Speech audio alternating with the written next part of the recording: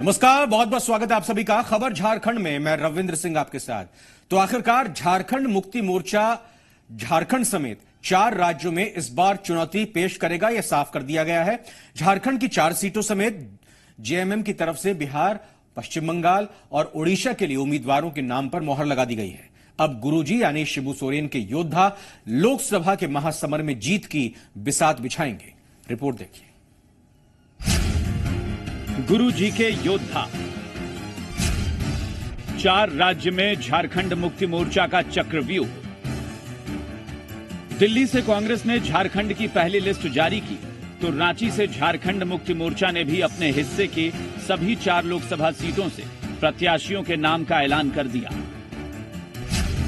दुमका से JMM supremo Shibu Soren, राजमहल से विजय हांसदा, जमशेदपुर से चंपई सोरेन और गिरिडीह से जगन्नाथ महतो को उम्मीदवार बनाया गया है। जमशेदपुर, गिरिडीह और राजमहल।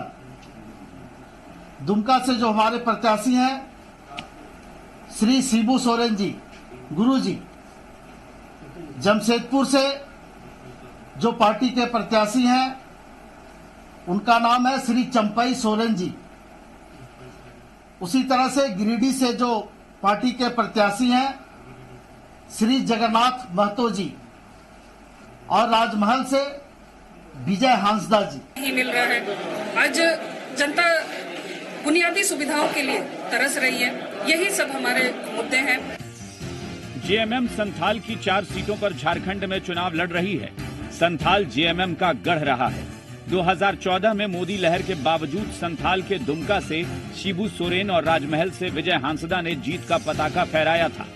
ऐसे में जेएमएम यहां से कॉन्फिडेंट नजर आ रहा है। 4 लोकसभा सीटों पर हम बिहार में चुनाव लड़ रहे हैं।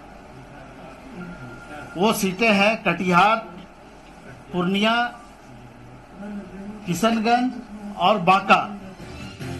जेएमएम इस बार झारखंड के अलावा बिहार, पश्चिम बंगाल और ओडिशा में भी चुनाव लड़ रहा है। बिहार में कटिहार, किशनगंज, पूर्णिया और बांका सीट पर जेएमएम ने उम्मीदवार उतारे हैं। कटिहार से जावेद हसन, पूर्णिया से मंजू मुर्मू, किशनगंज से सुकल मुर्मू, बांका से राजकिशोर प्रसाद उर्फ पप्पू यादव। बंगाल में 10 सीटों पर झारखंड मुक्ति मोर्चा चुनाव लड़ेगा।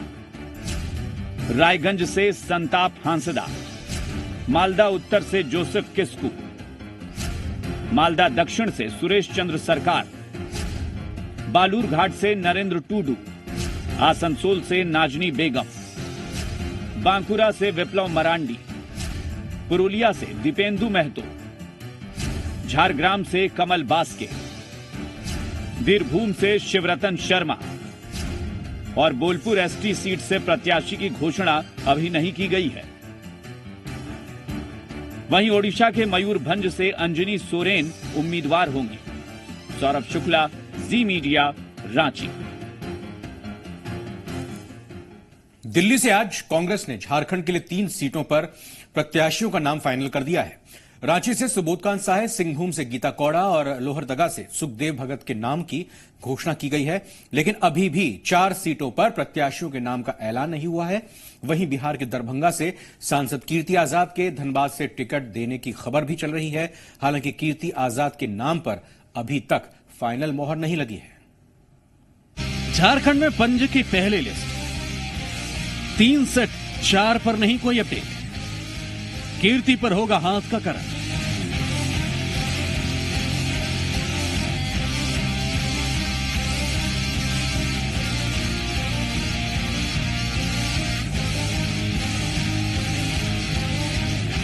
तीन अप्रैल को झारखंड कांग्रेस की पहली लिस्ट जारी कर दी गई। कांग्रेस ने झारखंड के रांची, लोहरदगा और सिंहभूम से प्रत्याशियों की घोषणा कर दी। रांची से पूर्व केंद्रीय मंत्री सुबोधकांत सहाय, लोहरदगा से विधायक सुखदेव भगत और सिंहभूम से गीता कोड़ा को चुनावी दंगल में उतारा गया है। केंद्रीय चुनाव समिति की बैठक के बाद प्रभारी सह महासचिव मुकुल वासनिक ने झारखंड के 3 सीटों सहित देश के 20 संसदीय क्षेत्रों के उम्मीदवारों का ऐलान किया। रांची से टिकट मिलने के बाद सुबोधकांत सहाय ने खुशी जाहिर करते हुए बीजेपी पर निशाना साधा। मैं धन्यवादी हूँ और अपने हाईकमांड का कि उन्होंने हमारी क्षमता को अभी भी विश्वास रखा है। झारखंड में कांग्रेस 7 सीटों पर चुनाव लड़ रही है, जिसमें रांची, खूंटी, लोहरदगा, धनबाद, चतरा, हजारीबाग और सिंहभूम शामिल है। ऐसे में खूंटी, धनबाद, चतरा, हजारीबाग से उम्मीदवारों के नाम पर सस्पेंस बाकी है। लेकिन इन सब के बीच बिहार के दरभंगा से सांसद कीर्ति आजाद का नाम झारखंड की कांग्रेस की राजनीति में तैरता रहा। खबर है कि कीर्ति आजाद को धनबाद से टिकट मिल सकता है। वहीं दयामिनी बरला खूंटी से लड़ सकती है, जबकि चतरा से मनोज यादव की सहमति से उम्मीदवार उतारने की खबर है। वहीं हजारीबाग से प्रदीप प्रसाद और जयशंकर पाठक टिकट की रेस में चल रहे हैं। हालांकि पार्टी की ओर से जब तक किसी नाम पर फाइनल मुहर नहीं लग जाती, कयासों का बाजार गर्म रहेगा। उधर लोहरदगा लोकसभा क्षेत्र से कांग्रेस विधायक सुखदेव भगत को टिकट दिए जाने से कार्यकर्ताओं में जबरदस्त उत्साह है। टिकट की घोषणा के बाद सुखदेव भगत के आवास में पहुंचे कार्यकर्ताओं ने एक दूसरे को मिठाई खिलाकर बधाई दी। इस दौरान सुखदेव भगत की जीत का दावा भी किया गया। राहुल जी को बधाई देना चाहूंगी कि उन्होंने यहाँ से कैंडिडेट के रूप में सुखदेव भगत जी का नाम अनाउंस किया। और जिस तरह से तैयारी की बात बोल रहे हैं, तो मुझे लगता है कि ये तैयारी कांग्रेस यहाँ सिर्फ लोहरदगा ही नहीं, सारी जगहों से कांग्रेस की तैयारी इस बार पहले से पुरजोर चल रही है, जोरदार चल रही है। कांग्रेस की पहली लिस्ट के बाद अब बीजेपी की लिस्ट पर सबकी नजर टिकी है, क्योंकि कांग्रेस की सभी 7 सीटों पर बीजेपी से सीधे मुकाबला है। मदन, जी मीडिया, रांची। झारखंड में सियासी दांव पेंच का खेल जारी है। अब सियासी गलियारों में चर्चा है झारखंड की राजधानी के दंगल में कौन बनेगा रांची का रणवीर। कांग्रेस ने अपने पुराने चेहरे सुबोधकांत पर ही भरोसा जताते हुए पार्टी का सिंबल थमा दिया, तो महागठबंधन का उम्मीदवार बनाया। दूसरी ओर उम्र के 75 बसंत पार कर चुके, या कहें कि 75वीं दहलीज पर बीजेपी ने अपने वर्तमान सांसद राम टहल को दरकिनार कर दिया। अब बीजेपी का उम्मीदवार कौन होगा, ये तो सवाल बरकरार अभी तक है। रांची का रणवीर कौन? पंज की पकड़ या खेलेगा कमाल? झारखंड की राजधानी रांची से कांग्रेस के उम्मीदवार सुबोधकांत सहाय होंगे। बीजेपी ने अपने प्रत्याशी का ऐलान नहीं किया है, लेकिन हर किसी के जहन में सवाल चल रहा है कि रांची का रणवीर कौन होगा। कौन इस बार रांची के दंगल में जीत दर्ज करेगा और किसे पटखनी का स्वाद चखना पड़ेगा। पूरे झारखंड में जो करना चाहिए सांसदों को उसने किया नहीं। और भी कुछ लोग हैं, उनसे जानना चाहेंगे क्या वो मुद्दा इस बार का प्रमुख मुद्दा आप मानते हैं लोकसभा चुनाव का? और मोदी जी का काम से तो देखिए देश तरक्की कर रहा है। लोगों को देश के नाम पर वोट देना चाहिए। आज के डेट में हम लोग जैसा युवा देश के नाम पर, देश को सुरक्षा के नाम पर हम लोग मोदी जी को वोट देंगे। रांची में बहुत बदलाव हुए हैं। आप रांची से जितनी सड़कें निकलती है, आप देख सकते हैं सारे सड़कों में चौड़ीकरण का काम हो रहा है और बहुत अच्छा काम हो रहा है। चारों तरफ विकास हो रहा है। गठबंधन सिर्फ एक ही है, वो है मोदी जी। रोड्स की हालत देख करके लग रहा है सच में हम लोग बीजेपी के राज में जी रहे हैं। अदरवाइज बाकी जगह तो देखें, हमने गुजरात में भी जाके देखा, चूल्हा जलाना छूट गया, गैस मिल गया, ये सब है और मोदी ही होना चाहिए। रांची की जनता अपना उम्मीदवार चुनने का मूड बना रही है, लेकिन सियासतदान अपनी जीत का दावा कर रहे हैं।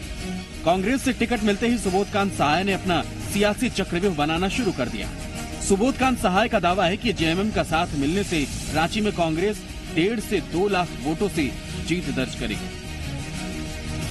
इनको शौक है कि मोदी जी को हम उनसे 10 कदम आगे चले, तो इस सारी चीजों को लेकर के मैं समझता हूं कि गठबंधन पूरी तरह से अपने इस लड़ाई के लिए तैयार। वर्तमान परिदृश्य से कोई नहीं टिकेगा। मुझे तो लगता है 2-3 लाख वोट से जीतेंगे। और जो पूरा माहौल बना हुआ है, सरकार विरोधी माहौल है, और झारखंड मुक्ति मोर्चा चूंकि साथ में है। रांची में सुबोधकांत के मुकाबले बीजेपी का उम्मीदवार कौन होगा, यह अभी तक तय नहीं हुआ है। निर्वर्तमान सांसद राम टहल चौधरी का मजबूत विकल्प कौन होगा, जो कांग्रेस के दिग्गज नेता सुबोधकांत सहाय को पटखनी दे सकता है, इस पर अभी भी मंथन जारी है। पूरे मसले पर बीजेपी डिप्लोमेटिक जवाब दे रही है। क्या नेताओं की भरमार है, कार्यकर्ताओं का अभाव है, जनता का जन समर्थक नहीं है, इसलिए उम्मीदवार की घोषणा कर ले, हार तो निश्चित है। सच ये है कि कांग्रेस उम्मीदवार के बल पर चुनाव लड़ती है। भारतीय जनता पार्टी पार्टी और कार्यकर्ताओं के बदौलत चुनाव लड़ती है। ये मौलिक अंतर है। इधर बीजेपी के निर्वर्तमान सांसद बगावत के मूड में नजर आ रहे हैं। अपनी ही पार्टी से नाराज होकर राम टहल चौधरी पूरा खेल बिगाड़ने पर आमादा हैं। राम टहल की तैयारी निर्दलीय चुनाव लड़ने की भी है। हालांकि बीजेपी ऑल इज वेल करने का दावा कर रही है। बार बार इस बात को कहा है कि क्षेत्र का दौरा करेंगे, सभी लोगों का विचार आएंगे। कई दलों के लोग हमारे पास आए, उनको भी यही कहा, भैया हम अपने मन से डिसाइड नहीं करेंगे, जो जनताओं का रुझान होगा, विचार होगा, अगर वो कहेंगे निर्दलीय लड़िए तो मैं निर्दलीय लड़ूंगा। राम टहल जी भारतीय जनता पार्टी के वरिष्ठ नेता रहे हैं। निश्चित रूप से वो अच्छी तरह से यहाँ की भावनाओं को, कार्यकर्ताओं की भावनाओं को वो समझते हैं और पार्टी शीघ्र निश्चित रूप से उनसे संवाद करेगी। रांची में समीकरणों और आंकड़ों के लिहाज से 7 विधानसभा क्षेत्रों का गणित अलग अलग है। ऐसे में दोनों राष्ट्रीय पार्टियों कांग्रेस और बीजेपी को समझना होगा कि उम्मीदवार से इतर वोटरों को अपने पाले में करना अहम है। कांग्रेस और बीजेपी के रणनीतिकार इसे बखूबी परखने में जुटे हुए हैं। लिहाजा इंतजार कीजिए बीजेपी के उम्मीदवार का, तभी तो पता चलेगा कौन किस पर भारी पड़ सकता है। सौरभ के साथ कुमार चंदन, जी मीडिया, रांची।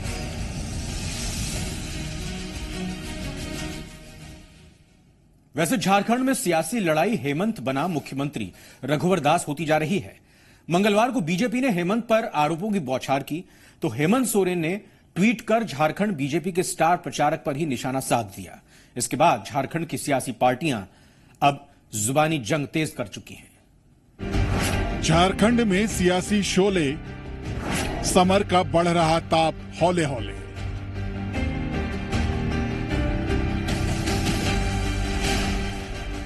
झारखंड की सियासत में इन दिनों सियासी शोले बरस रहे हैं। मंगलवार 2 अप्रैल को बीजेपी ने जेएमएम कार्यकारी अध्यक्ष हेमंत सोरेन को सीएनटी एक्ट के तहत घेरने की कोशिश की तो बुधवार 3 अप्रैल को हेमंत सोरेन बीजेपी पर हमलावर दिखे। हेमंत सोरेन ने ट्वीट कर सीधे मुख्यमंत्री रघुवर दास को आड़े हाथ लिया। उन्होंने लिखा, झारखंड में 6 उपचुनाव में स्टार कैंपेनर को खूब दौड़ाया गया, नतीजा सबके सामने है। हेमंत सोरेन के ट्वीट के बाद बीजेपी आग बबूला हो उठी।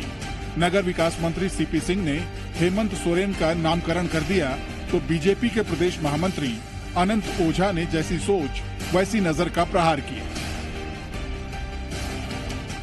हेमंत सोरेन के वक्तव्य पर कोई बात बोलना कहीं ना कहीं मुझे शर्मिंदगी महसूस होती है कि वैसे व्यक्ति पर मैं क्या प्रतिक्रिया दूं, क्या बोल रहे हैं, नहीं बोल रहे हैं, क्या बोलना चाहिए, जिसे समझ ही नहीं है। हेमंत सोरेन जी जो खुद के बारे में विचार करते हैं, जो जैसा सोचते हैं वैसा ही प्रतिबिंब दिखाई देता है। इसलिए स्वयं वो अपने बारे में विश्लेषण करे, दल के बारे में विश्लेषण करे, किस रूप में दल को चलाते हैं। सीएम रघुवर दास पर प्रहार के बाद बीजेपी का भड़कना लाजमी है, लेकिन जेएमएम का आरोप है कि हेमंत सोरेन पर हमला करना बीजेपी की रणनीति का हिस्सा है। हेमंत सोरेन और उनके परिवार को कटघरे में खड़ा करके वोट पाओ। जेएमएम के आरोपों पर कांग्रेस सुर में सुर मिलाती नजर आ रही है। हेमंत जी ने ठीक ही कहा ट्वीट में कि मिस्टर तानाशाह जहां भी जाएंगे वहां भाजपा की हार पक्की हो जाएगी। बौद्धिक विकास अगर सीपी सिंह जी का हुआ होता तो इस तरह की बयानबाजी नहीं करते। आप देखिए उनका कितना बौद्धिक क्षय हुआ है और किस तरह की उनकी हालत बन गई है। चुनाव में सियासी तलखी का दौर जारी है। सभी पार्टियां एक दूसरे को मौका नहीं देना चाहती हैं, क्योंकि किसी को अपना अस्तित्व बचाना है तो किसी को अपनी प्रतिष्ठा बनाए रखनी है। ऐसे में जनता को सोच परख कर फैसला लेना होगा। सौरभ के साथ कुमार चंदन, जी मीडिया, रांची।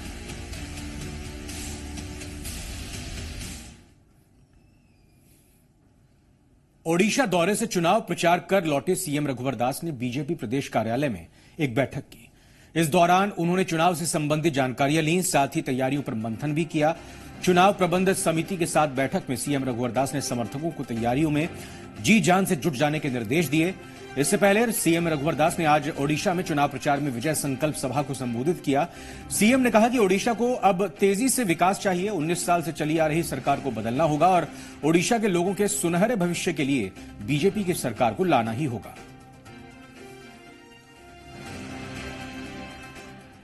रांची के बीजेपी कार्यालय में आज बीजेपी और जेडीयू की ज्वाइंट बैठक हुई, जिसमें मजबूती से झारखंड की सभी 14 सीटों पर चुनाव लड़ने पर मंथन हुआ। इस दौरान संयुक्त रूप से सभी सीटों पर चुनाव प्रचार करने पर भी सहमति बनी ताकि विरोधी महागठबंधन पर फतह हासिल की जा सके। बैठक में झारखंड प्रभारी मंगल पांडे, प्रदेश अध्यक्ष लक्ष्मण गिलुआ और जेडीयू के प्रदेश संयोजक शैलेंद्र महतो भी शामिल रहे।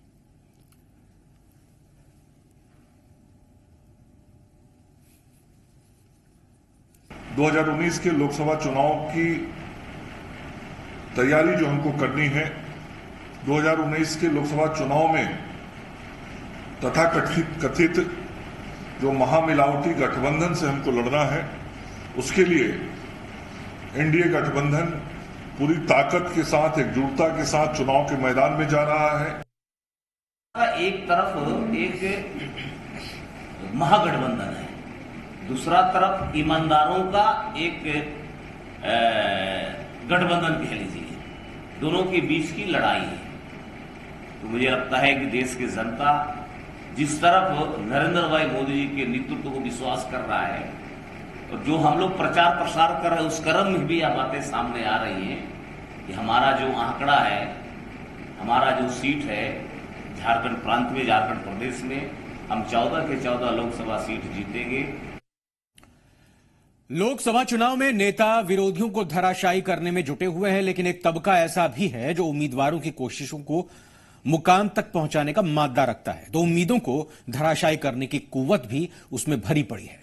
यह तबका है देश का युवा। यूथ न सिर्फ किसी भी उम्मीदवार बल्कि लोकतंत्र के सबसे बड़े महापर्व में बेहद अहम भूमिका निभा सकता है और इसीलिए प्रशासन की तरफ से शहर शहर जागरूकता अभियान चलाकर युवा वोटरों को मतदाता सूची से जोड़ने की कवायद जारी है।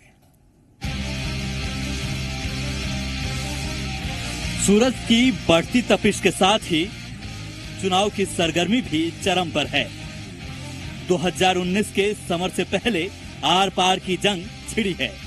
वोटरों को अपने पाले में लाने के लिए उम्मीदवार हर कोशिश कर रहे हैं। तो उधर चुनावी महापर्व को सफल बनाने के लिए प्रशासन तमाम जुगत में लगा है। रांची में युवा वोटरों को मतदाता सूची से जोड़ने के लिए जिला प्रशासन एड़ी चोटी का जोर लगा रहा है।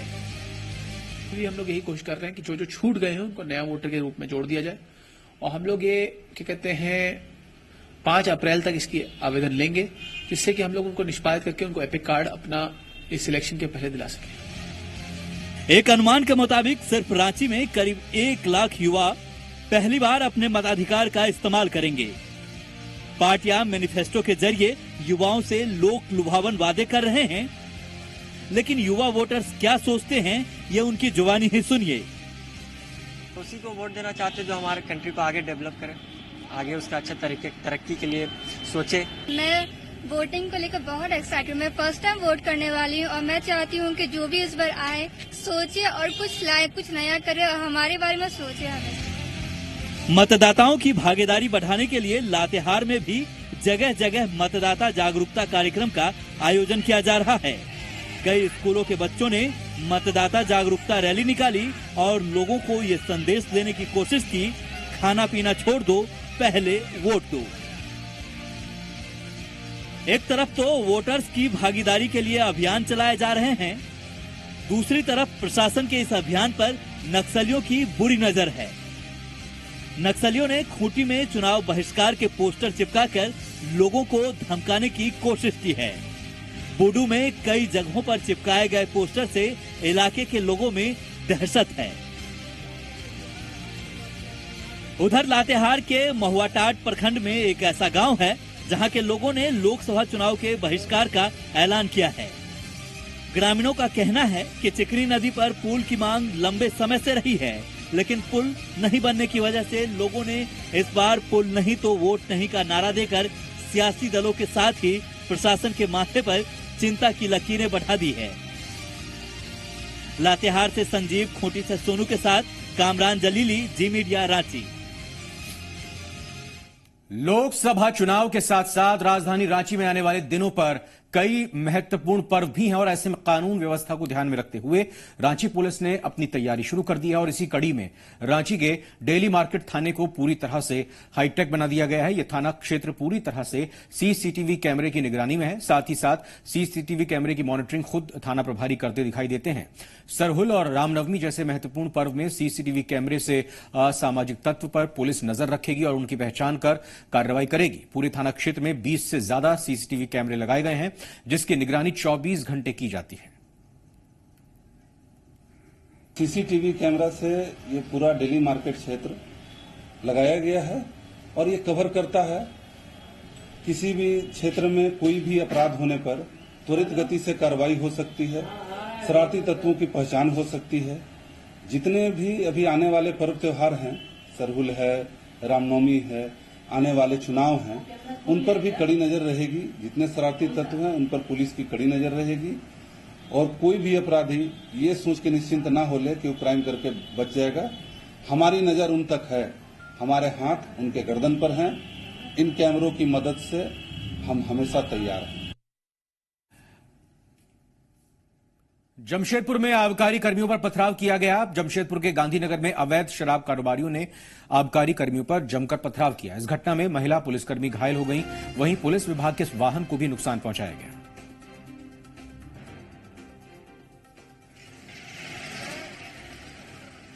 तो बड़ा हंगामा हुआ जमशेदपुर में। आबकारी कर्मी जो थे उन्होंने जमकर पथराव किया।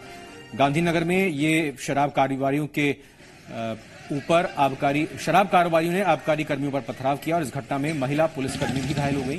फिलहाल पुलिस विभाग के वाहन को भी नुकसान पहुंचाया और स्थिति को नियंत्रण में करने के लिए भारी पुलिस बल तैनात किया गया है।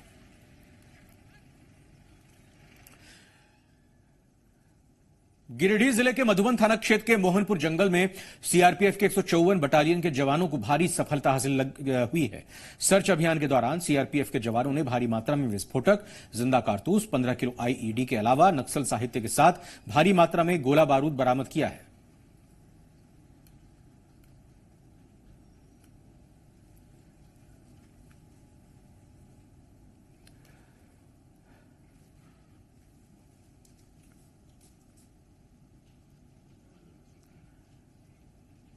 गढ़वा में जंगल में आग लगाने के आरोप में रामप्रीत घासी नाम के युवक को गिरफ्तार कर जेल भेज दिया गया है। आपको बता दें कि इस आगजनी में वन विभाग को लाखों का नुकसान हुआ है।